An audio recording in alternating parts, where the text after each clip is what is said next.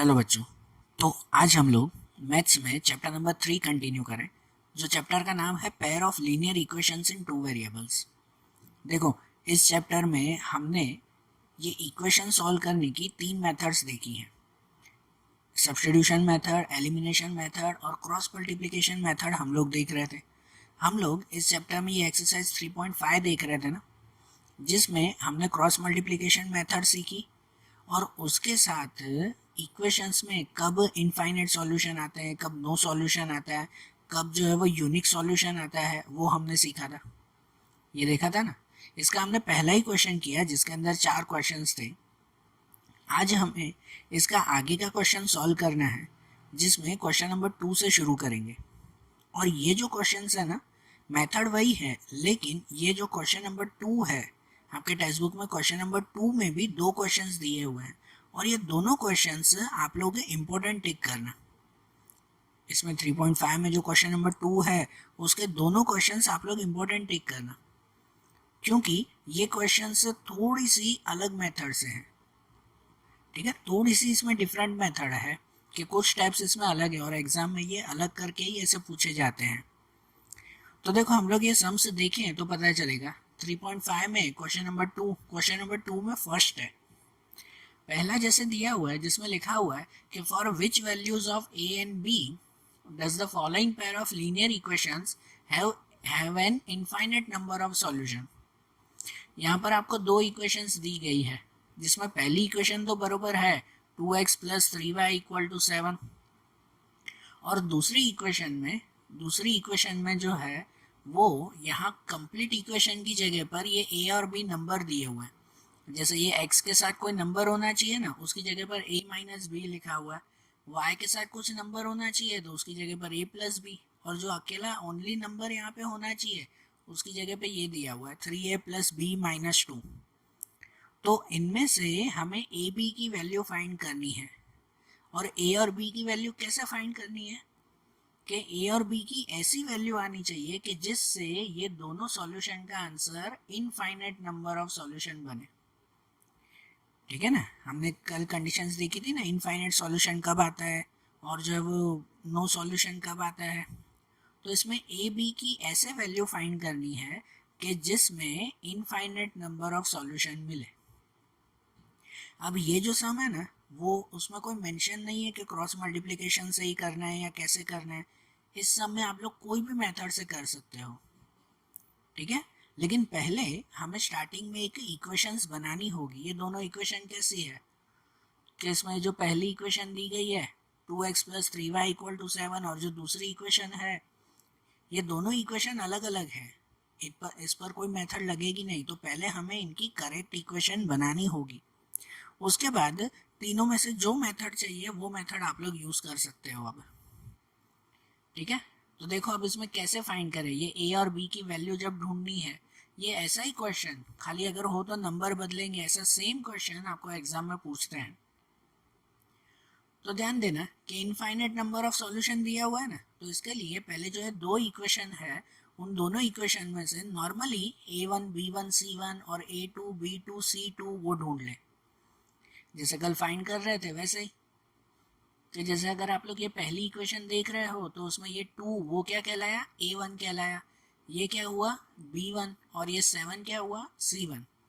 अब देखो यहाँ पे एक और चीज़ आपको नोट करवाऊँ कि ये सम में मेंशन नहीं है कौन सी मेथड से करना है, आप कोई भी मेथड से कर सकते हो। तो इसीलिए हम लोग जैसे क्रॉस मल्टीप्लिकेशन में करते थे ना कि ये 7 को भी यहाँ -7 करके इक्वल टू के उस साइड 0 आ जाना चाहिए, ऐसे करते थे हम लोग, बराबर। तो अब उसकी जगह पर जो है वो यहाँ पर आप कोई भी मेथड यूज करनी हो ना, तो आप 7 को यहाँ लेके आओ -7 तो भी चलेगा, और अगर इसी को ही आप c1 सपोज करो तो भी चलेगा। ठीक है, कैसे c1 के लिए पहले -7 सपोज करते थे, इस समय आप -7 सपोज करो तो भी ठीक है, और 7 सपोज करो तो भी ठीक है। लेकिन ध्यान देना कि दोनों इक्वेशन में अगर इसमें आपने साइन चेंज की तो दूसरे में भी साइन चेंज करना, और अगर इसमें आपने साइन चेंज नहीं की है 7 की तो दूसरे में भी मत करना। तो यहाँ पे मैं नॉर्मली बता रहा हूँ, साइन चेंज नहीं करते, ठीक है ना, कन्फ्यूजन नहीं होगा। तो a1 पे आया ये 2, b1 पे 3 और c1 पे 7। वैसे ये दूसरी इक्वेशन में इसमें a1 पे क्या आएगा, इसमें a1 पे ये आएगा a माइनस बी, ये पूरा आएगा a1 पे। फिर b1 पे क्या आएगा, तो b1 पे ये आएगा a प्लस बी। y के साथ जो नंबर हो वो b1 पे आएगा ना, x के साथ जो नंबर हो वो a1 पे, सॉरी a1 b कहाँ, ये तो a2 और b2 हुआ ना सेकेंड इक्वेशन, सॉरी है ये सेकेंड इक्वेशन है, तो ये हुआ a2, ये कहलाया b2, और जो आखिरी में इक्वल टू के बाद पूरा दिया हुआ है ना, ये पूरा ही, तो पूरा कहलाया c2। जैसे इसमें आखिरी का है नंबर c1, वैसे इसमें आखिरी का पूरा नंबर c2। तो ये a2, ये b2 और ये c2 कहलाया। तो देखो इनके सॉल्यूशन अब लिखें, ध्यान देना कैसे लिखना है। तो इक्वेशन पर से जैसे मैंने बताया पहले ये वैल्यू a1, b1 और c1 पहली इक्वेशन से, और ये a2, b2 और c2 ये मिलेगा दूसरी इक्वेशन से, ठीक है ना। ये a2 में a माइनस बी, b2 में a प्लस बी और c2 में पूरी value 3a plus B minus 2। अब आपके क्वेश्चन में ऐसा दिया हुआ था कि फॉर इनफाइनेटली मैनी सॉल्यूशन, इसमें जो है वो इनफाइनेट सॉल्यूशन आना चाहिए। तो इनफाइनेट सॉल्यूशन की कंडीशन क्या आती है, क्या आती है उसकी कंडीशन, तो उसकी कंडीशन ये आती है a1 upon a2 equal to b1 upon b2 equal to c1 upon c2। याद है ना कल वो तीन कंडीशंस लिखवाई थी, तो उसमें इनफाइनेटली सॉल्यूशन की ये कंडीशन आती है। तो इस कंडीशन के अकॉर्डिंग, इसके हिसाब से हम लोग इनकी अगर वैल्यू लिख दें तो a1 अपॉन a2, तो a1 पे क्या वैल्यू है 2 और a2 पे a माइनस बी। फिर ये b1 अपॉन b2, तो b1 पे वैल्यू है 3 और b2 पे a प्लस बी, यहाँ जो वैल्यू ढूंढी है उसी वैल्यू में से लिखेंगे।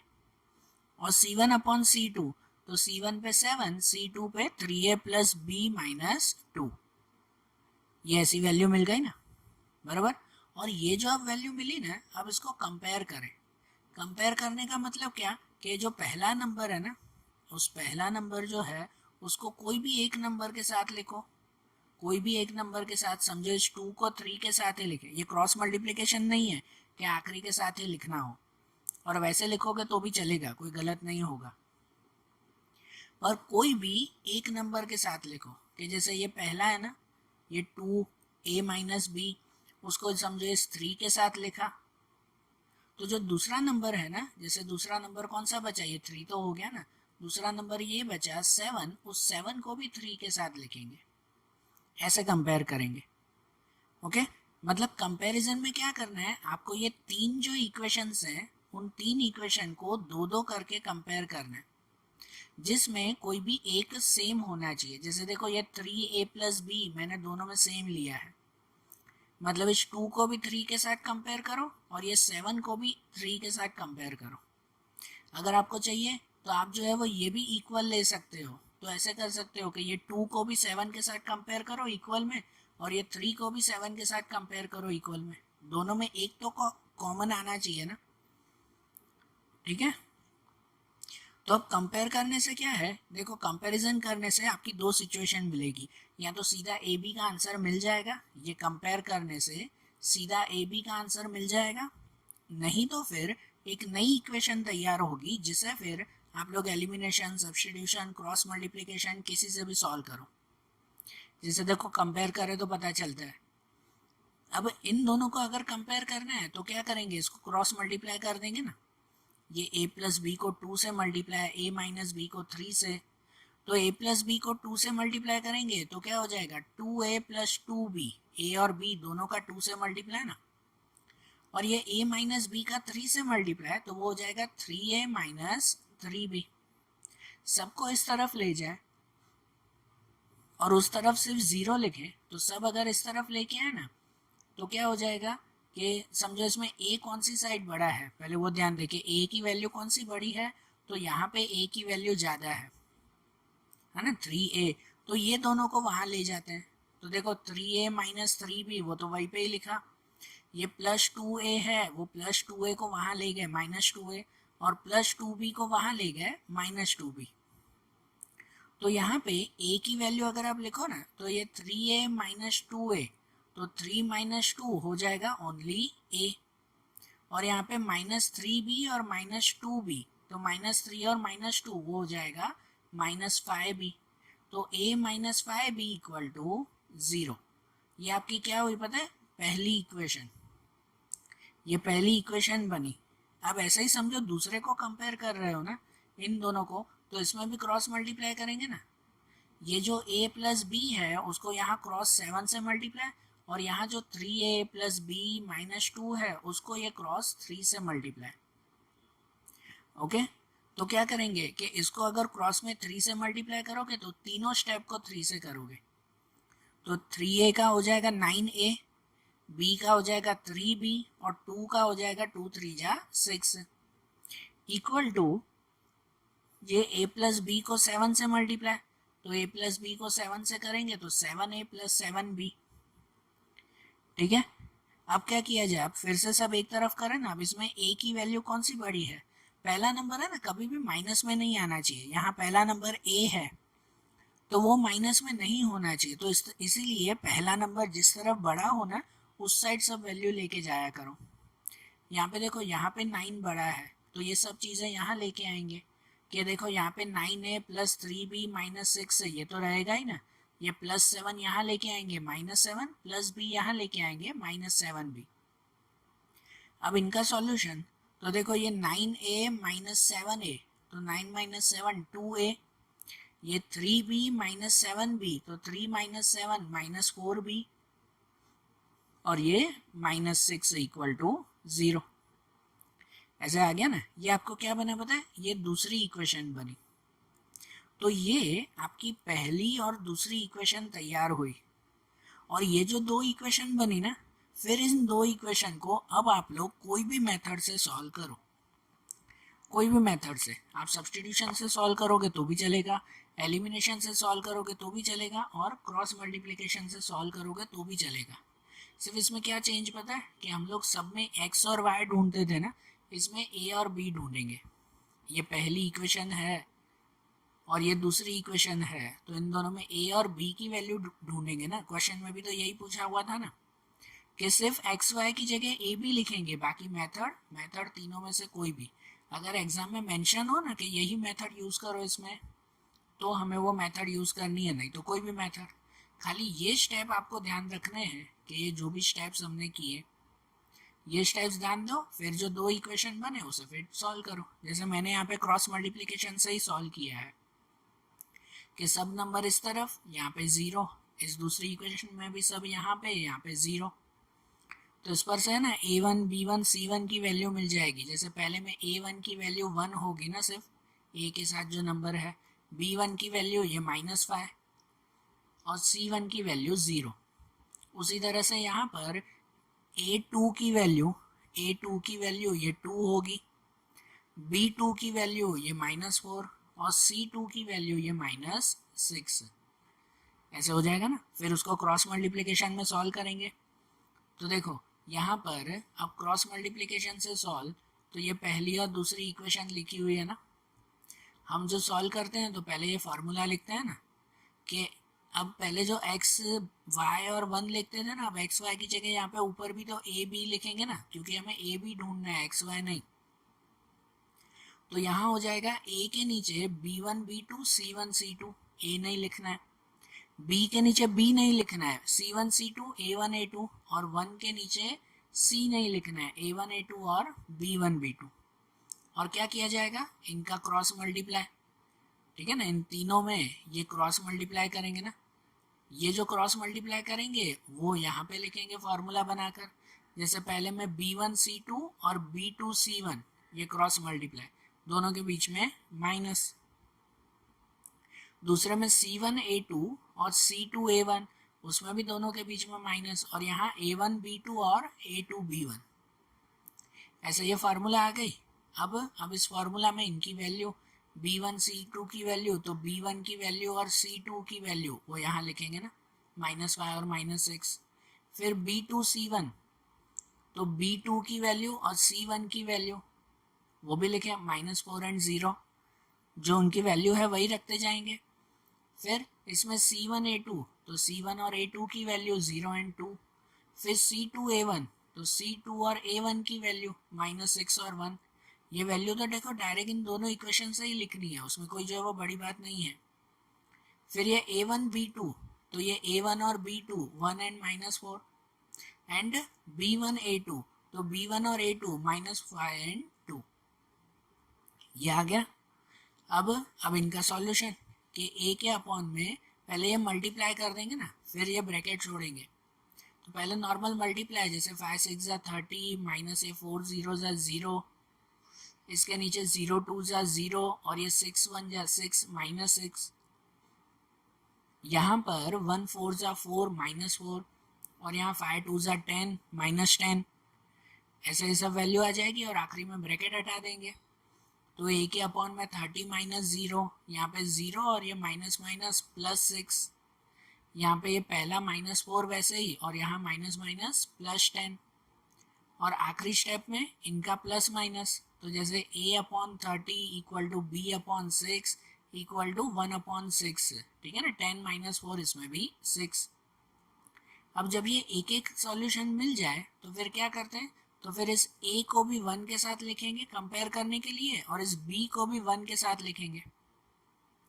मतलब ऐसे लिखें कि ये A/30 इक्वल टू 1/6, A को भी 1 के साथ लिखा, और ये B/6 इक्वल टू 1/6, ये B को भी 1 के साथ लिखा। अब यहाँ कि जो अपॉन में 30 है ना, वो अपॉन में 30 यहाँ क्रॉस में ले जाएंगे, मतलब कि A इक्वल टू हो जाएगा 30/6, तो 30/6 कितना 5, ये A की वैल्यू, और B इक्वल टू मिल जाएगा, ये 6 क्रॉस में जाएगा, तो ये 6/6, B की वैल्यू कितनी मिल जाएगी 1 मिल जाएगी। तो ये A और B की वैल्यू मिल गई ना, इस समय यही फाइंड करना था ना हमें, ठीक है। अब ऐसे ही इसमें सेकंड क्वेश्चन में ही दूसरा है ना, क्वेश्चन 2 में ही सेकंड, इसमें दिया हुआ है कि for which value of k will the following pair of linear equation have no solution.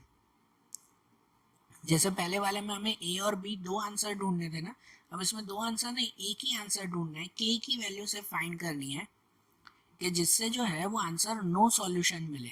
क्या मिले, नो सॉल्यूशन।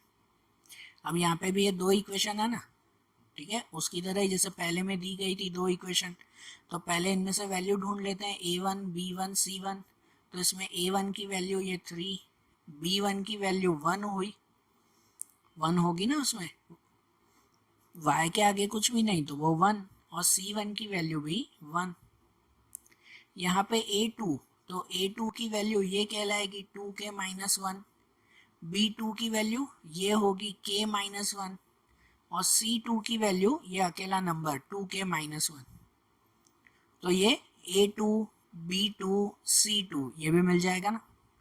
और फिर उन पर से हम लोग आगे सॉल्व करेंगे, k की वैल्यू ढूंढनी है, तो देखो कैसे। सबसे पहले तो ये हमने लिखा ही A1 B1 C1 और A2 B2 C2, पहले तो वो लिख देंगे ना फ्रॉम इक्वेशन। और यहाँ पे दिया हुआ है फॉर नो सॉल्यूशन, इसमें क्वेश्चन में क्या था कि इनका आंसर नो सॉल्यूशन होना चाहिए। तो नो सॉल्यूशन की कंडीशन क्या है, उसकी कंडीशन ये है ना कि A1/A2 equal to B1/B2 and not equal to C1/C2, है कि नहीं, कि नो सॉल्यूशन है तो नो सॉल्यूशन की ये कंडीशन, बराबर। और इनमें वैल्यू रखें कि A1/A2 मतलब A1 पे 3, A2 पे ये 2k -1, B1/B2 तो B1 पे 1, B2 पे k -1, एंड C1/C2 तो C1 पे 1 और C2 पे 2k +1, ये वैल्यू लिखी ना। अब इनको कंपेयर करें, बराबर। अब इनको कंपेयर किया जाए तो इनमें भी किसी भी दो को कंपेयर करो, समझो ये बीच वाला ही दोनों में कॉमन लिया है कि पहले को इसके साथ फिर इसको भी इसके साथ, ऐसे, बराबर ना। ये 3 इक्वल टू 1, फिर ये 1 इज नॉट इक्वल टू 1, ऐसे ये दो बार कंपेयर। तो समझो ये पहले दो को कंपेयर कर रहे हैं कि 3/2k -1 इक्वल टू 1/k -1, ऐसे ना, ये दो को कंपेयर कर रहे हैं हम लोग। और इन दो को कंपेयर करें ना तो इन दोनों के कंपैरिजन में हम लोग क्या करेंगे, क्रॉस मल्टीप्लाई करेंगे। क्रॉस मल्टीप्लिकेशन होगा कि ये 3 का मल्टीप्लाई यहाँ k -1 से, तो 3 का मल्टीप्लाई k माइनस 1 से करोगे तो ये 3k और माइनस 3 दोनों से होगा ना मल्टीप्लाई, और ये 2k माइनस 1 अगर यहाँ क्रॉस में 1 से मल्टीप्लाई तो वही रहेगा 2k माइनस 1। अब ये k को एक तरफ और नंबर को एक तरफ, तो ये 3k यहीं पे ही है, ये प्लस 2k यहाँ आएगा माइनस 2k इक्वल टू ये माइनस 1 यही है, माइनस 3 वहाँ जाएगा तो प्लस 3। ओके, तो यहाँ पे 3k माइनस 2k तो k हो जाएगा, एंड माइनस 1 और प्लस 3 कितना हो जाएगा, 2 हो जाएगा। तो k की वैल्यू कितनी हुई, 2 हुई। और ऐसे ही अगर नॉट इक्वल टू में भी हो, वैसे नॉट इक्वल टू ये ना लिखो तो भी ठीक है, लेकिन कंपेयर अगर करना हो, k की वैल्यू हमें चाहिए थी वो तो मिल गई ना, तो सम यहीं पे ही ख़त्म हो सकता है। लेकिन अगर कंपेयर करना हो तो जस्ट कंपैरिजन के लिए है, तो 1 upon k minus 1 is not equal to 1 upon 2k plus 1। तो इसमें भी क्रॉस मल्टीप्लाई, भले बीच में नॉट इक्वल टू है, आप लोग नॉर्मल जैसे क्रॉस मल्टीप्लाई करते हैं वैसे ही करो कि 2k प्लस 1 को 1 से मल्टीप्लाई तो 2k प्लस 1, यहाँ k माइनस 1 को 1 से मल्टीप्लाई तो k माइनस 1। इसमें भी k को एक तरफ और नंबर को एक तरफ, तो यहाँ क्या हो जाएगा कि ये 2k और ये प्लस के इस साइड आ जाएगा तो माइनस के इज नॉट इक्वल टू ये माइनस 1 और प्लस 1 वहाँ जाएगा तो माइनस 1। तो k 2k माइनस के क्या हो जाएगा, k is not equal to ये माइनस 1 और माइनस 1 माइनस 2, यहाँ पे माइनस 2, हाँ मैं साइन मैंने लिखना रह गई, क्या हो जाएगा यहाँ पे माइनस 2 होगा, 2 नहीं, ये गलत आंसर है। माइनस 1 और माइनस 1 क्या हो जाएगा, माइनस 2, मीन्स के k is not equal to minus 2। k की वैल्यू 2 करेक्ट है, माइनस 2 होगी नहीं। तो सॉल्यूशन में ऐसे बता सकते हैं भले कि k equal to 2 and k is not equal to minus 2, 2 नहीं, क्या हो जाएगा माइनस 2। मतलब k की करेक्ट वैल्यू कौन सी हुई, ये माइनस 2 हुई। समझ आई बात। ये दोनों सम, फिर से बोल रहा हूँ, क्वेश्चन 2 के ये दोनों क्वेश्चंस अच्छी तरह से टिक कर लेना और याद कर लेना। एग्जाम में आई थिंक ये सेम क्वेश्चंस आते हैं, नंबर भी नहीं बदलते, पर मेथड ध्यान दे देना दोनों की कैसे करनी है, बराबर। अब जैसे क्वेश्चन 2 देखा ना, अब आगे चले क्वेश्चन नंबर 4 देखें हम लोग। क्वेश्चन 2 में ही वो दोनों थे, अब क्वेश्चन 4 से है, उसमें आपका क्वेश्चन नंबर 3 भी एक है बीच में, आप लोग टेक्स्ट बुक में देखना उसे, कि टेक्स्ट बुक में है ना क्वेश्चन नंबर 3 में दिया हुआ है नॉर्मल 2 इक्वेशंस दी गई है। ध्यान देना आपकी टेक्स्ट बुक में क्वेश्चन नंबर 3 के लिए नॉर्मल 2 इक्वेशंस दी गई है, और उसमें लिखा हुआ है कि इन इक्वेशंस को substitution method and cross multiplication method से सॉल्व करो। कोई एक्स्ट्रा सम नहीं करना है, उसी में ही खाली उसको सब्स्टिट्यूशन और क्रॉस मल्टीप्लिकेशन से सॉल्व करना है। तो वो आप लोग खुद ट्राई करना। हमने सब्स्टिट्यूशन की मेथड भी पहले समझी थी ना, और क्रॉस मल्टीप्लिकेशन भी अभी सीखी, ठीक है। तो वो एक ही इक्वेशन को दोनों मेथड से 2 बार सॉल्व करना है ना, 2 बार सम होगा और चेक करना दोनों का आंसर सेम आएगा कि नहीं। सब्स्टिट्यूशन से सॉल्व करोगे तो भी एक्स वाई का आंसर वही आएगा, और क्रॉस मल्टीप्लिकेशन से सॉल्व करोगे तो भी वही आएगा। तो क्वेश्चन 3 आप ट्राई करना। अब हम लोग क्वेश्चन नंबर 4 पे चलते हैं। क्वेश्चन नंबर 4 में भी क्या है कि इसमें प्रॉब्लम सम्स दिए हुए हैं, ठीक है, प्रॉब्लम सम दिए हुए हैं, और उन प्रॉब्लम सम्स को इक्वेशन बनाकर फिर कोई भी मेथड से सॉल्व करना है। इसमें जैसे लिखा हुआ है कि from the pair of linear equation in the following problems and find the solution by any algebraic method. हमने तीनों मेथड सीख ली, तो अब इक्वेशन बनाकर उसे कोई भी मेथड से सॉल्व करो। तो इसलिए इसमें भी मैं आपको इक्वेशन कैसे बनानी है वो समझा रहा हूँ, और इक्वेशन बन जाए ना, फिर उसमें से आपको जो मेथड इजी लगे उस मेथड से उसे सॉल्व करना, ठीक है। कोई भी मेथड से सॉल्व करना, भले सब्स्टिट्यूशन, भले क्रॉस मल्टीप्लिकेशन या एलिमिनेशन, जो आपको इजी लगे। तो देखो हम लोग अब इसकी इक्वेशन कैसे बनाते हैं वो देखें। जैसे क्वेश्चन 4 में फर्स्ट दिया हुआ है, ध्यान देना इक्वेशन बनाते वक्त ऐसे लिखा हुआ है कि a part of a monthly hostel charges is fixed and remaining depend on the number of days one has taken food in the mess, ठीक है। जब कोई हॉस्टल में रहता है ना, तो वहाँ पे जो मेस का खाना होता है, मतलब वहाँ पे हॉस्टल जैसा जो है, वहाँ पर जो भी खाना दिया जाता है रेगुलर सब बच्चों को, तो उसमें उनका एक मंथली चार्ज तो फिक्स है कि भाई आप खाओ कि न खाओ, महीने के इतने रुपए तो देने पड़ेंगे, एक मंथली चार्ज होता है ना, तो वो तो एक फिक्स चार्ज है। और दूसरा, depend on the number of days one has taken food. दूसरे जो चार्ज है वो डिपेंड होता है कि आप कितने दिन खाना खा रहे हो, एक दिन खाना खाओगे तो उसका अलग, 2 दिन खाओगे तो उसका अलग, और जो फिक्स चार्ज है वो तो देना ही पड़ेगा। तो लिखा हुआ है व्हेन अ स्टूडेंट ए, कोई ए स्टूडेंट है, takes food for 20 days she has to pay 1000 as hostel charge. कि उसने 20 दिन खाना खाया और उसने हॉस्टल के कितने 1000 रुपये दिए, 20 दिन का खाना और जो फिक्स चार्ज होता है वो भी ना, दोनों मिलाकर 1000 रुपये दिए। And where as a student B who takes food for 26 days, उसने 26 दिन खाना खाया and pays 1180 as hostel charge. कि उसने 1180 रुपये दिए, उसने 26 दिन खाना खाया, तो वो फिक्स चार्ज भी और वो भी मिलाकर 26 दिन का मिलाकर इतने रुपए दिए। Then find the fix charges and the cost of food per day. कि उनके फिक्स चार्जेस कितने होंगे वो ढूंढने हैं, और पर डे के चार्जेस, रोज के भी कितना खर्चा वो भी ढूंढना है हमें। तो इसमें सपोज क्या करेंगे, ऐसे सपोज करें कि let the fix charge equal to x.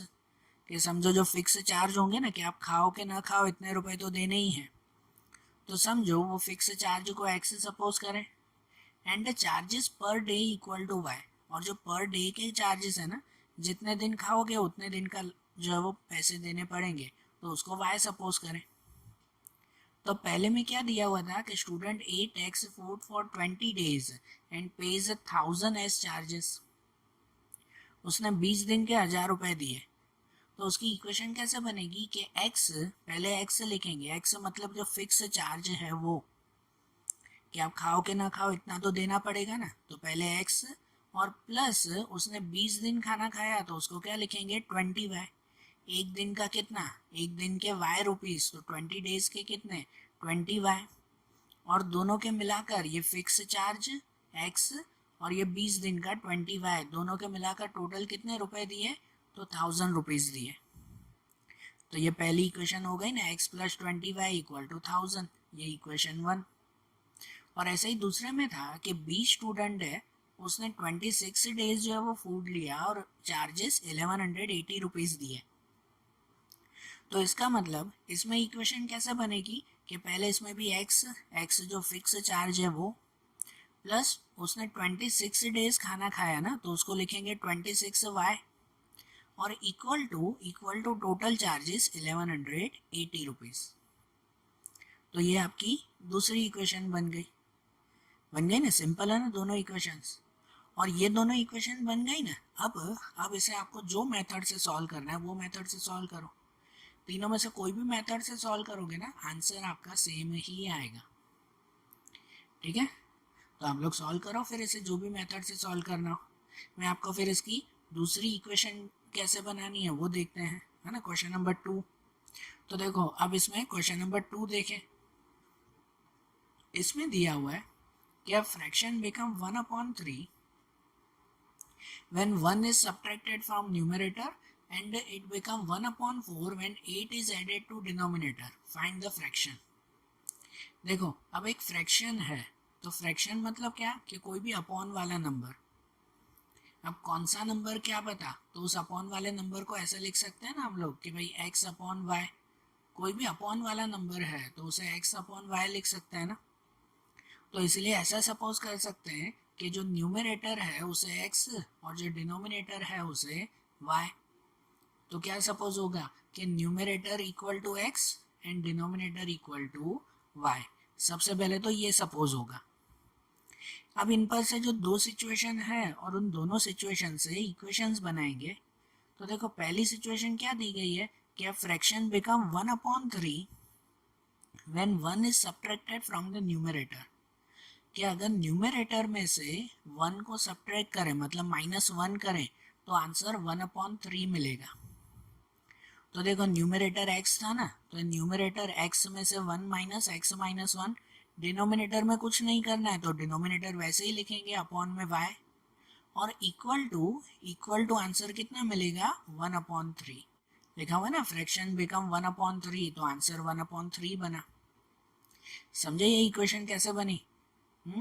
कि देखो ये x में से पहले जो न्यूमरेटर है उसमें से 1 सब्ट्रैक्ट करो, ऐसे पूछा हुआ है ना, और डिनोमिनेटर में कुछ नहीं पूछा हुआ है तो डिनोमिनेटर y रहेगा, लिखेंगे तो सही ना, उसे छोड़ थोड़ी देंगे।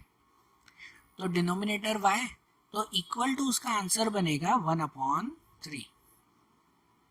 अब क्या किया जाए, तो अब इनका क्रॉस मल्टीप्लीकेशन, कि 3 को यहाँ x माइनस 1 से मल्टीप्लाई, y को यहाँ 1 से मल्टीप्लाई, तो 3 को इससे मल्टीप्लाई करेंगे तो 3x, 3 1 जा 3, तो 3x minus 3 equal to y को 1 से मल्टीप्लाई तो ओनली y। अब क्या किया जाए, तो x y या नंबर सभी इस तरफ, तो देखो 3x, ये प्लस y को यहाँ ले आएंगे माइनस y, और ये माइनस 3 वहीं पे इक्वल टू 0। अगर क्रॉस मल्टीप्लिकेशन से करना हो ना तो ऐसे लिखना, सब एक तरफ, यहाँ पे 0। और अगर क्रॉस मल्टीप्लिकेशन नहीं करना हो, इसमें लिखा हो ना कोई भी मेथड से, तो बाकी की मेथड में -3 को यहाँ ले जाना, तो क्या हो जाएगा, +3 हो जाएगा। तो इक्वेशन ऐसे भी बन सकती है कि 3x माइनस वाई, ये यहाँ पे इक्वल टू 3, तो भी तो ये इक्वेशन बनी ना। समझे ना पहली इक्वेशन? ऐसे ही देखो इसमें दूसरी सिचुएशन क्या दी गई है, कि a fraction become 1/4 when 8 is added to denominator। अब डिनोमिनेटर में 8 ऐड करना है, मतलब प्लस करना है, तो आंसर 1/4 मिलेगा। डिनोमिनेटर में अगर 8 प्लस करना है तो न्यूमरेटर तो सेम ही लिखे ना, तो समझो न्यूमरेटर वैसे ही x अपॉन में डिनोमिनेटर में ये y plus 8 equal to answer क्या मिलेगा, 1/4। तो x upon y plus 8 equal to 1/4, ये भी क्रॉस मल्टीप्लाई, तो 4 को x से मल्टीप्लाई क्या हो जाएगा, 4x, और ये y प्लस 8 को यहाँ क्रॉस में 1 से मल्टीप्लाई तो क्या हो जाएगा, y प्लस 8। इसमें भी इक्वेशन बनानी है तो सब इस तरफ लेके आओ, अगर क्रॉस मल्टीप्लिकेशन से करना है तो सभी यहाँ लेके आओ, नॉर्मल करना है तो खाली y को यहाँ लेके आओ, 8 वहीं पे। मैं अगर सब यहाँ पे लेके आऊँ तो आंसर क्या हो जाएगा, 4x माइनस वाई माइनस 8, है ना, प्लस वाई यहाँ पे माइनस वाई प्लस 8 यहाँ पे माइनस 8 इक्वल टू 0। ये हो गया सेकेंड इक्वेशन। बन गई ना दोनों इक्वेशंस, क्लियर, बराबर। फिर इसको आप कोई भी मेथड से सॉल्व करो। अब देखो ऐसे ही, अब जो सेकेंड क्वेश्चन देखा ना, अब ऐसे ही थर्ड क्वेश्चन में हम लोग इक्वेशन बनाए। तो थर्ड क्वेश्चन में क्या दिया हुआ है कि Yash scored 40 marks in a test, getting 3 marks for each right answer and losing 1 mark for each wrong answer, and had 4 marks been awarded for each correct answer and 2 marks been deducted for each incorrect answer, then Yash would have scored 50 marks. How many questions were there in the test?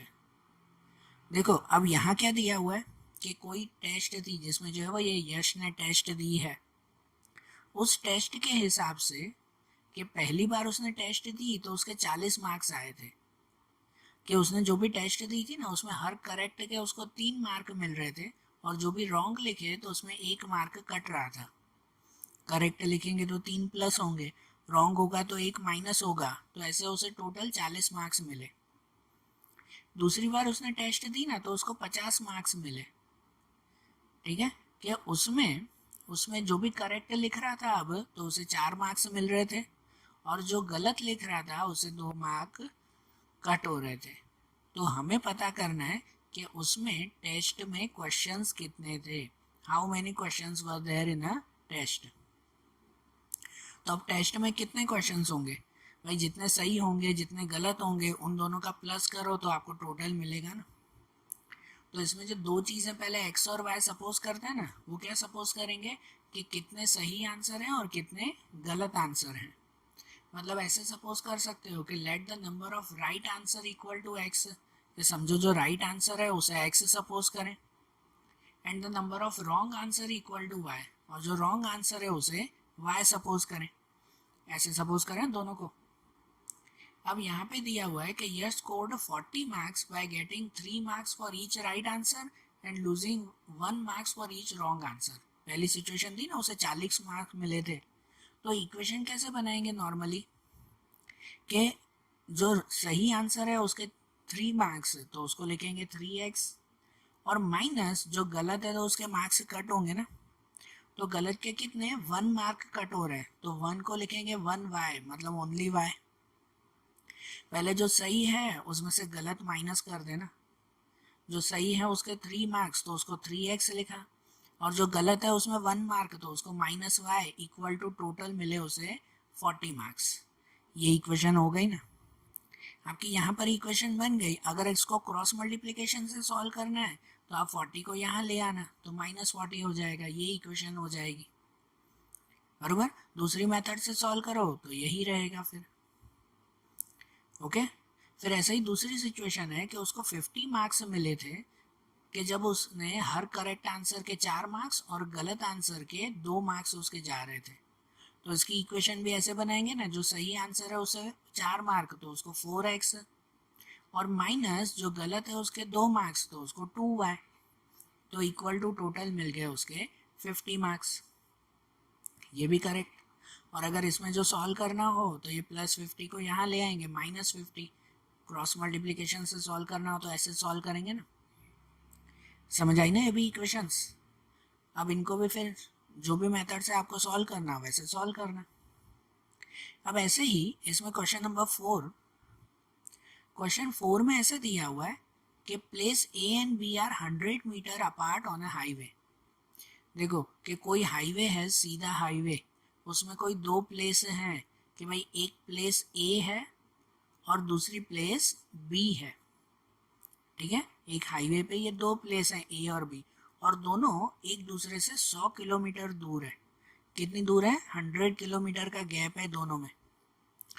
One car start from A and another from B at the same time, कि same time पे कोई एक car यहाँ से शुरू होती है और एक कार यहाँ से शुरू होती है, बरोबर।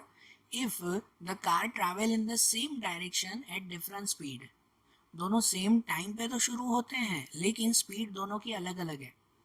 समझो कोई जल्दी चलेगा, कोई धीरे धीरे चलेगा। समझो ए की स्पीड ज़्यादा होगी, बी यहाँ पे शुरू कर रहा है, उसकी स्पीड धीरे धीरे होगी, ठीक है। तो क्या लिखा हुआ है? They meet in 5 hours. तो मतलब कैसे कि ये दोनों इसी साइड जा रहे हैं। समझो ए भी यहाँ पे जा रहा है, ज़्यादा स्पीड से चल रहा है समझो, और बी जो है वो यहाँ पे जा रहा है, वो कम स्पीड में चल रहा है। तो ये ए जल्दी जल्दी चलते यहाँ तक पहुँचेगा तो सही ना बी तक, क्योंकि बी तो धीरे धीरे चल रहा है। तो ए और बी साथ में कब होंगे पता है? 5 घंटे बाद। दे मीट इन 5 आवर्स, तो वो 5 घंटे बाद दोनों एक दूसरे से मिलेंगे, okay. And if they travel towards each other, कि अगर वो ईच अदर मतलब दोनों एक दूसरे की तरफ आ रहे हैं, अगर ए इस तरफ आ रहा है और बी यहाँ पे आ रहा है, ए यहाँ आ रहा है और बी यहाँ आ रहा है, तो दोनों जल्दी मिलेंगे ना कहीं पे भी। तो लिखा हुआ है दे मीट इन 1 आवर, तो वो 1 घंटे में ही मिल जाएंगे दोनों। ए यहाँ आ रहा है, बी अगर यहाँ आ रहा है तो दोनों 1 घंटे में मिलेंगे। लेकिन अगर दोनों सेम साइड पे ही जा रहे हैं ना तो 5 घंटे बाद दोनों मिलेंगे। तो दोनों की स्पीड कितनी है ए और बी कार की, वो हमें ढूंढना है। तो अब समझना, ठीक है, कि इनकी इक्वेशन कैसे बनाए ये समझना। कि समझो दोनों की स्पीड को x और y सपोज करें, कि let the speed of car a equal to x, car a की स्पीड उसे x and the speed of car b equal to y, और कार b की स्पीड को y सपोज करें। अब ऐसे लिखेंगे कि if the cars travel in the same direction at different speed they meet in 5 hours. सही बात है ना, कि अगर वो सेम डायरेक्शन में जा रहे हैं ऐसे ना, एक ही साइड पे अगर दोनों जा रहे हैं ना अलग अलग स्पीड पे, तो दोनों 5 घंटे बाद मिलेंगे। तो इक्वेशन कैसे बनेगी? अब यहाँ समझो कि आपको वो स्पीड की फार्मूला याद है जो पहले आती थी, साइंस में आती थी। स्पीड की फार्मूला याद है कि स्पीड इक्वल टू, मैं शॉर्ट में लिख रहा हूँ, कि speed equal to distance upon time. ऐसे आता था ना कि speed equal to distance upon time. अब ये जो आपको दिया हुआ है ना, ये जो 100 किलोमीटर दिया हुआ है आपको, वो क्या दिया हुआ है? डिस्टेंस दिया हुआ है। जो 100 किलोमीटर का आंसर है वो क्या है आपका? डिस्टेंस ना। तो अगर ये speed equal to distance upon time formula है, इस फॉर्मूला में अगर मुझे डिस्टेंस फाइंड करना हो तो मैं कैसे ढूंढूं? अगर इसमें से मुझे डिस्टेंस ढूंढना हो तो मैं कैसे ढूंढूंगा? डिस्टेंस ढूंढना हो ना तो टाइम यहाँ क्रॉस में मल्टीप्लाई में आ जाएगा। क्या हो जाएगा? Speed multiply time. क्या हो जाएगा उसमें? स्पीड मल्टीप्लाई टाइम हो जाएगा ना। तो देखो इक्वेशन ऐसे बनेगी कि पहले कार ए की स्पीड कितनी है? x, और पहली सिचुएशन में वो कितनी देर चले? 5 आवर्स से चले हैं। तो ये स्पीड मल्टीप्लाई टाइम, तो 5 मल्टीप्लाई एक्स क्या हो जाएगा? 5x हो जाएगा ना, बराबर। और दूसरा कि दूसरे में कार बी की स्पीड कितनी है? y, और वो भी टाइम कितना चला? तो वो भी तो 5 घंटे चला ना, तो उसको लिखेंगे 5y। दोनों में लिखेंगे माइनस। क्यों माइनस लिखेंगे? क्योंकि दोनों सेम डायरेक्शन में जा रहे हैं, आपस में नहीं मिल रहे, दोनों अलग अलग जा रहे हैं। भाई ए यहाँ पे जा रहा है और बी भी उसी तरफ जा रहा है, तो वो लेट जाके मिलेंगे ना, इसलिए उसमें माइनस। कि 5x minus 5y equal to total 100 kilometre. Total इन दोनों के बीच का गैप कितना है? तो 100 किलोमीटर। ये पहली इक्वेशन बनी। चाहिए तो तीनों में से 5 कॉमन निकाल सकते हो। तो अगर 5 कॉमन निकाल दें तो पहले में से 5 को डिवाइड कर दो तो बचेगा क्या? सिर्फ x। दूसरे में से 5 को डिवाइड करो तो बचेगा सिर्फ y। और इक्वल टू 100 को 5 से डिवाइड कर दो तो बचेगा 20। x minus y equal to 20। ये पहली इक्वेशन। ओके।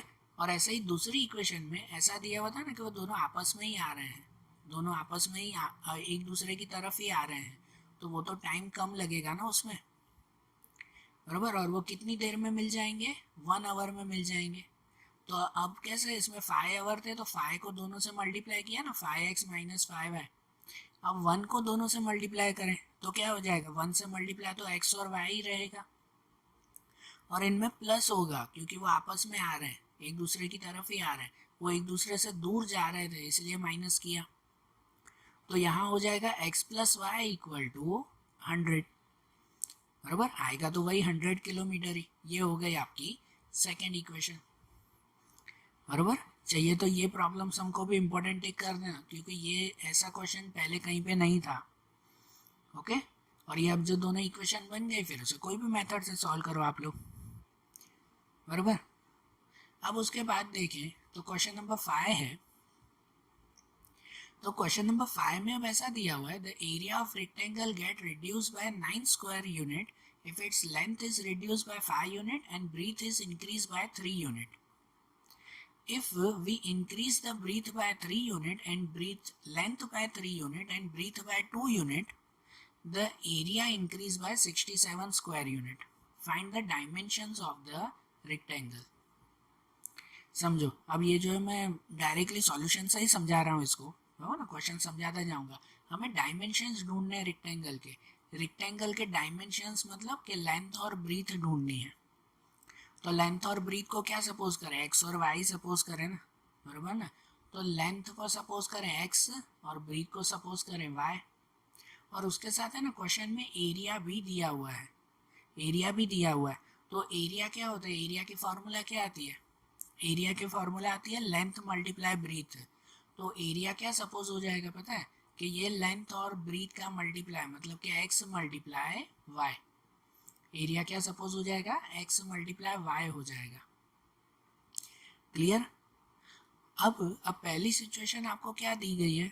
तो पहली सिचुएशन ऐसी है कि if length is reduce by 5, मतलब क्या कि अगर लेंथ में से 5 माइनस कर दें and breadth is increase by 3, और ये ब्रीथ में 3 इंक्रीज कर दें, sorry, breadth is increase by 3, अगर ब्रीथ में 3 इंक्रीज मतलब कि 3 प्लस कर दें, तो जो टोटल एरिया है the area get reduce by 9। तो टोटल एरिया एक्स वाई में से 9 माइनस होंगे, बराबर ना। यही सिचुएशन है ना। तो इसको लिखेंगे कैसे? कि अगर लेंथ में से 5 माइनस करें तो वो होगा x माइनस 5, ब्रीथ में 3 प्लस करें तो वो हो जाएगा y प्लस 3। दोनों में बीच में कोई साइन नहीं आएगी, दोनों को ब्रैकेट में लिखेंगे क्योंकि एरिया ढूंढते हैं ना, तो उसमें आता है लेंथ मल्टीप्लाई ब्रीथ। यहाँ कोई लेंथ और ब्रीथ का प्लस करना है क्या? एक्स और वाई का प्लस तो नहीं ना। तो इसलिए खाली माइनस ज़रूर करेंगे उसमें कि लेंथ में से 5 माइनस किया, ब्रीथ में 3 प्लस किया, तो इक्वल टू करके जो टोटल एरिया है ना, टोटल एरिया कितना एक्स वाई, उस एक्स वाई में से 9 माइनस होगा, लिखा हुआ है ना एरिया गेट रिड्यूस बाय 9, तो एक्स वाई में से 9 माइनस, समझे, ये आपकी इक्वेशन बनी। ध्यान देना, फिर से ये ध्यान देना कि जो लेंथ है उसमें ये 5 माइनस किया, x माइनस 5, ब्रीथ में 3 प्लस किया, y प्लस 3, तो टोटल जो एरिया है ना एक्स वाई उसमें से 9 कम हो गया।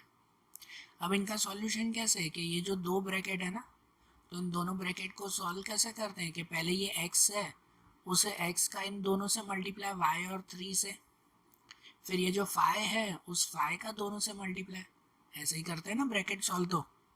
तो देखो x को y से करेंगे xy, फिर x को 3 से करेंगे 3x, फिर 5 को y से करेंगे 5y, एंड 5 को 3 से करेंगे 5 3 जा 15। और ये जो है ना एक्स वाई माइनस 9 उसे भी इक्वल टू के यहाँ लेके आए, तो प्लस एक्स वाई यहाँ आ जाएगा माइनस एक्स वाई, और माइनस 9 यहाँ आएगा प्लस 9, इक्वल टू के वहाँ 0। ठीक है, तो अब इनमें सॉल्यूशन में देखो कि देखो पहले तो ये प्लस एक्स वाई और माइनस एक्स वाई कट हो जाएगा, कट ही करना है ना, क्योंकि हम लोगों को सॉल्यूशन में एक्स वाई थोड़ी चाहिए, एक्स और वाई अलग अलग चाहिए। अब बाकी जो बचे ना उसमें ये 3x बचा, फिर ये बचा माइनस 5y, और नंबर में माइनस 15 और प्लस 9, तो माइनस 15 और प्लस 9 हो जाएगा माइनस 6। ये हो गई आपकी पहली इक्वेशन, समझे। अब सेम दूसरी सिचुएशन लिखा हुआ है कि if length is increase by 3, मतलब कि अगर लेंथ x में 3 प्लस करो, ऐसे इक्वेशन ना x plus 3, breadth is increase by 2, कि ब्रीथ में भी 2 प्लस करो तो y plus 2, so area is increase bye 67, तो इक्वल टू पूरे एरिया एक्स वाई में भी 67 प्लस करेंगे। अब इसको भी ऐसे ही सॉल्व करें, ये दोनों ब्रैकेट में ये x का पहले दोनों से मल्टीप्लाई y और 2, ये 3 का दोनों से मल्टीप्लाई, तो ये हो जाएगा ना, x को दोनों से करो तो एक्स वाई और 2x, 3 को दोनों से मल्टीप्लाई तो 3y और 3 2 जा 6, और ये दोनों यहाँ माइनस में लेके आए, minus x y and minus 67। तो इनके सॉल्यूशन में भी पहले ये एक्स वाई कट हो जाएगा, नंबर में बचेगा ये 2x प्लस 3y, और ये 6 माइनस 67, तो 6 माइनस 67 हो जाएगा माइनस 61। ओके, तो ये आपकी सेकेंड इक्वेशन भी हो गई ना। अब जो दोनों इक्वेशन बन गई तो फिर इसे कोई भी मेथड से सॉल्व करो आप लोग, बराबर। समझ में आई ये इक्वेशंस कैसे बनानी है। तो देखो आज जैसे हमने ये सॉल्यूशंस किए ना, बराबर, अब हमारे चैप्टर में दो आखिरी टॉपिक मेन बचे हैं, एक जो ये तीनों के मिक्स सम्स आते हैं, वो तीनों मेथड के मिक्स सम्स, वो हम लोग इसके आगे की एक्सरसाइज में देखेंगे, और एक ग्राफिकल मेथड। ठीक है, तो अब जो इनमें मेथड्स बची वो अब हम लोग अगले वीडियोस में देखें। Okay, thank you.